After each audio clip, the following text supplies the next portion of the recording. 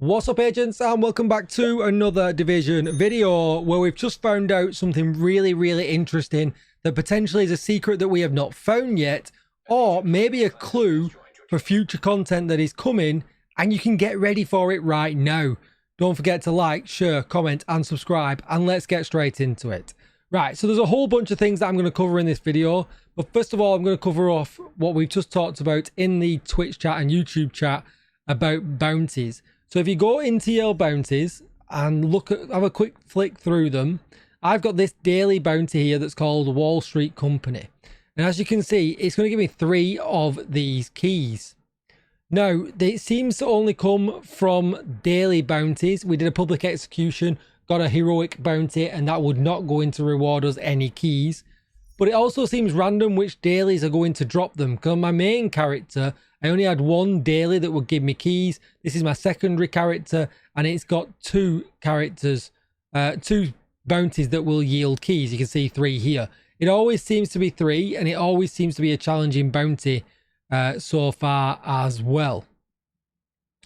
So we're going to check these out. We're also going to test a few things. I've just been told actually in my chat from a reliable source, Q, he's got a bounty that is not daily or clan related, and it yields him keys. So maybe we can farm them. So we'll do some more public executions before the end of this video and test that as well. But what we also want to test is that if people come on the bounties with me, do they also get the keys? Meaning you should do all of your dailies together, and meaning you can stack up a bunch of keys. One thing to note, that the keys, go into your resources, go to the key tab. They come in this section here with the keys, and I'll show you when I get some on this character, and they are not shared across characters. So you can stack them up on each of your characters, and you can stack up to 999. Now, is this going to be useful in the future? I don't know. But could it be a really nice way of getting ahead a little bit just from doing a bounty every day if something comes out that they're required for? Absolutely. So let's go and do these bounties and figure all that out. And then I'm going to show you some nice secret locations that we found that could be related and some other things that we've found out. Okay, so we've just done the bounty and I got 3 infrastructure key cards. Coincidentally, this was the same bounty that I did with my teammates on my main character, and they did not get a further 3 keys. So it seems that there is 2 bounties that you can do, and essentially that is all you can do within the 12-hour limit, I think it is. Let's have a look here. Yeah, well, in probably 24 hours, right? So you can see this is going to refresh in 11 hours. So you can only get the rewards from that once, no matter how many times you repeat it with other people. So then moving on to this one here, you can see here we've got another 3 keys. Now I don't have this bounty on my main character for some reason. So what we're going to test is we're going to go and do it now on this character. And we're going to test if the other 2 guys get the rewards from it, because they've not done it at all. Just that I didn't have it available on my other character. So let's test that. Okay, one thing to notice that Q noticed in the chat is that the bounties are always called the same. And the second bounty is actually the weekly bounty. So you can see here it's got 5 days on it. So it seems like we can only do a daily bounty and 1 weekly bounty to get these infrastructure keys. So it does kind of make sense to stack up on them now, because they're actually going to be time gated, obviously, going forward. And therefore that might be useful when, if this is really good content or it's good farmable content, when it comes, we've got a stash of them beforehand. All right, so we just got done with the second bounty, which was the weekly one.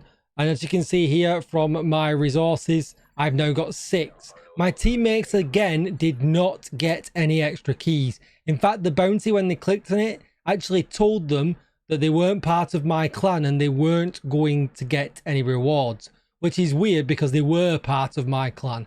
So we are going to try that in reverse now. I'm going to jump on one of my teammates, his sessions, so I can look at the bounty from the other point of view and we can see what it actually does. Okay, so I'm on my teammate's map now, and as you can see, the game knows I've done the bounty. It says rewards are reduced due to bounty completion. So we're unable to farm them and get the rewards. It actually reduces the rewards, meaning we can't farm these keys any more than the daily bounty that you get and the weekly bounty. Okay, I know it all makes sense. I've jumped on another character that's not done any of the bounties yet. And although I'm on my teammate's map, I can get rewards. So as you can see here, West Street Company bounty that is active. And on the right hand side, you can see it was going to yield me 3 of these special keys. All right, so we're just to this end of this bounty now. We've killed Collins. We've got 1 left to do. And the reason I'm showing you this now is so that you can see where the reward actually pops up. I realize I've been showing you the keys in my inventory, but I've not actually been showing you how they pop up at the end of a bounty. So we're just going to do this real quick.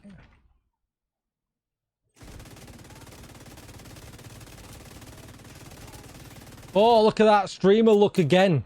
Imagine I killed a world boss before and got 2 exotics. And I kill another one 5 minutes later and I've got another one. I'm going to have to start, like, telling people that streamer look might actually be a thing, you know. Maybe there is a button that gives me better drops. It's not a thing, by the way. It's not a thing. We got a coyote's mask.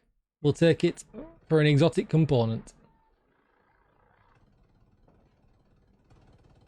Well, look where we are. We're near the helicopter crash from Div 1.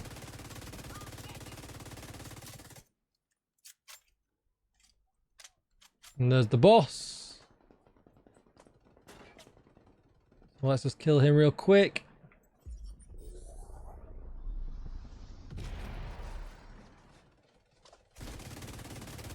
We ruined his life. Now if you look at the top now and you see the rewards, just keep an eye on it at the very top. Thank you for keeping us safe. Bounty completed. And we got 3 infrastructure key cards. Meaning now on my main character, because I've completed 1 daily and 1 weekly, I should have 6, and yes, there it is. I've got 6. So you can do 3 a day and then also an extra 3 a week. So I would probably advise that you farm these now. It might lead to nothing, but then it might lead to something, you know, and for the sake of doing a bounty a day, it really isn't that much work. All right, and then the other things that may be related or may not be related. So I'm at the bridge now. And if you come out of the bridge, I think a lot of people have found this, but there is an underground entrance that's not shown on the map. So if you look on the map here, there's no underground entrance named here, but in the legend, there is this secure infrastructure, which obviously infrastructure keys that we get in, there is this kind of symbol. So I'm not so sure if these are going to have that symbol there at some point in the future, and maybe it's used for other content that's not quite released yet. But if you just run down the street here, and if you've been doing all of the collectibles, you'll have been in this one before. Also, an open world boss can spawn here as well. So if you've been farming the open world bosses, that might be another reason that you might have been here. But these locations just look way too detailed to not be anything. They're really detailed. There's lots going on down here. They kind of look like mini PvP arenas, if I'm going to be honest. Not that I think that's what it's going to be. It's probably going to be some kind of PvE content, I would imagine. But if you go into this area here, there is just way too much going on under here for it to be absolutely nothing. That's where the comm is, if you've not got it yet when you come here. But we can't interact with any of these doors, with any of the panels. There doesn't seem to be anything we can shoot down here. There's like generators there. And there's all sorts. There's doors everywhere, like, which would look like, you know, multiple spawn points. There's like these kind of things that obviously we open in missions for like something inside to collect. Yeah, it's just absolutely crazy. There's no way that this is going to be an unused area, and if it is, what a shame, right? Because there is just so much going on. Oh, and there we go. Look at this. We found the boss. Is it a boss or is it just guys scouting? Oh, it's just guys scouting.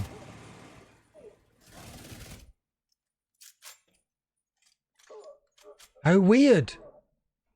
So enemies do spawn from these doors.